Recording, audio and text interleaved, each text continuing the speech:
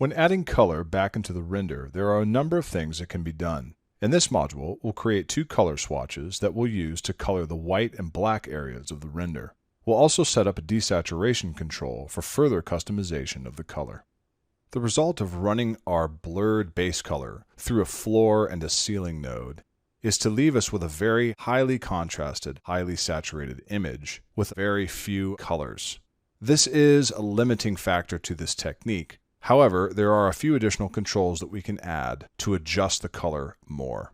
If we open back our material and we create a little bit of room after our posterization and we add a linear interpolate, we can use all of the code that's blurring and posterizing our image thus far, and we can use this as a mask to lerp between two colors. So let's create two constant 3 vectors. Let's parameterize both. We'll call the first one extra color A, and the second one extra color B. And now let's plug them into our lerp and hit save.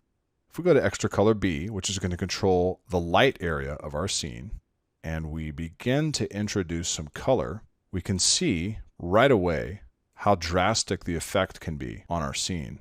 We're still left with a high contrast image, but we can affect what color the contrast is going to be. We can do the same thing for the dark areas of the image.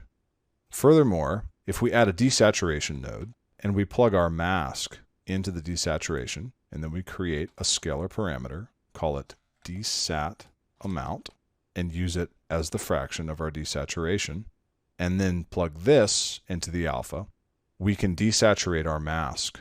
So let's fully desaturate the mask and look at our image. Now we can use just these two color swatches to determine what the ultimate color is of our image.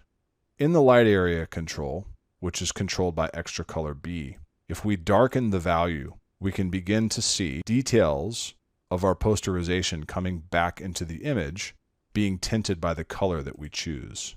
Extra color A is responsible for all of the black areas of the image. Let's set our color to something like this for now and bring our desaturation down to 0.5 to get some of the original color back. We now have a painterly effect that renders on our scene. First, our image gets blurred, then posterized, then we can color our render with the latest controls we've set up. While the posterizing effect does have limitations, it introduces a high contrast result to the image that can be manipulated to produce a graphic style.